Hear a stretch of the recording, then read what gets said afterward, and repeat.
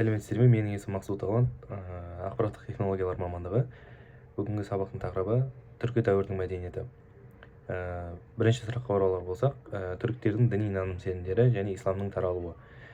Ежелгі түріктердің наным-сенімі түріктердің негізгі діні тәңіршілдік, көк тәңірге сену болып табылды. Көк аспан, құдіреттің иесі, биліктің қайнар көзі. Және одан соң жер, су, табиғат, өзен, көл, тау, киелі деп саналды. Және одан соң ұмаяны отбасы мен бала-шағаның қорғаушысы болып саналды. Одан соң ата-баба аруағына табыну кең тараған, отқа, күнге, айға, жұлдыздарға да табынғандар болған. Және де жауынгерлер қаза тапқанда олардың ат-әбзелдері мен қару-жарақтарын бірге жанына жерлеу дәстүрі болып саналған. Және сонымен қатар буддизм, маникейлік христиан дініне келер болсақ, түрік халықтарының бір бөлігі буддизмді қабылдады, яғни ол жетісу, Орта Азия өңірлерінде маникейлік пен несториандық христиан діндері де тараған. Исламның таралуы бізде ол 8-ші ғасырда арабтардың Орта Азияға жорық жасауынан туындаған, яғни сол кезде басталған. Орта Азияға жорық жасап, арабтар исламды тарата бастады. 9-шы ғасырда қарлықтар арасында ислам діні тарай бастады, және 10-шы ғасырда Қарахан мемлекетінде ислам мемлекеттік дін болып жарияланды. Яғни 960 жылы Садық Боғра хан ресми түрде мемлекеттік дін деп ислам дінін жариялаған. Кейін ислам қазақ даласында толық орнығып, мәдениет пен ғылымның дамуына әсер етті. Келесі сұрақ Ұлы Жібек жолы және қала мәдениетінің өркендеуіне келер болсақ, Ұлы Жібек жолы шығыс пен батысты байланыстырған, яғни Қытай мен Византия арасында елдерді толық сауда-саттық болған. Одан соң Қазақстан, Ұлы Жібек жолы бізде Қазақстан арқылы, яғни Орта Азия арқылы өткен. Соның ішінде негізгі тармақтары ол Тараз, Испиджаб, қазіргі Сайрам қаласы, Сауран, Сығанақ, Отырар, Баласағұн қалалары. Саудамен бірге мәдениет, дін, ғылым, өнерде тараған.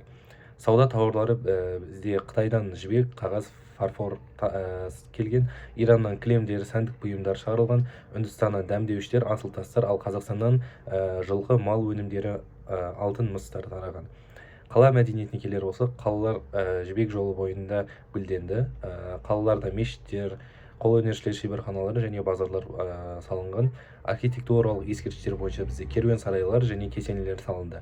Қалалар тек сауда орталығы емес, сонымен қатар саяси, мәдени, діни орталықтары болып саналды. Үшінші сұрақ көне жазба ескерткіштеріне келер болсақ, бізде көне жазба ескерткіштері Орхон Енисей жазбалары, яғни 8-ші ғасырда Орхон өзені бойынан табылған, яғни қазіргі Моңғолия жерінде. Одан соң негізгілері олардың күлтегін, білге қалған Тоныкөк ескерткіштері. Бұл жазбалар түркі халқының алғашқы мемлекеттік тарихы мен дүние танымының куәсі болып саналды. Ондағы мәтіндер руникалық жазумен жазылған, ал олардың жазулардың негізгі мазмұндары түрік қағандарының жорықтары, ерліктері және одан соң түрік халқының бірлікке шақырған өсиеті және биліктің халыққа қызмет ету қажеттілігі туралы ойлар. Ал бұның маңыздылығы бізде түркілердің жазуы болғанын дәлелдейді. Сонымен қатар әлемдік өркениеттегі ең көне ескерткіштердің бірі болып саналады. Одан соң түркі тілінің, әдебиетінің, философиясының алғашқы үлгілері болып белгіленеді. 4-ші сұрақ бізде мұсылман ренессансы және түрік ғұламалары.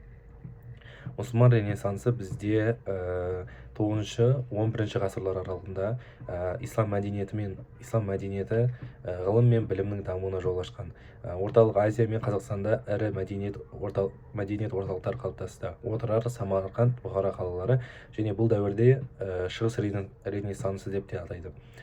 Соның ішінде түркі ғұламалары бізде Әл-Фараби, Махмұд Қашқари, Жүсіп Баласағұни, Ахмет Яссауи болған, және де негізгі орталық бізде кітапхана, ол Отырар кітапханасы болған.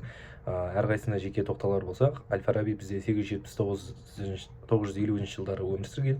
Ол шығыстың Аристотелі ретінде аталған, және де ол философия, музыка, математика, логика ғылымдарын жақсы дамыта алған. Одан соң Махмұд Қашқари бізде 11-ші ғасырда Диван-и Лұғат ат-Түрк атты өзінің түркі сөзінің авторы болып саналады.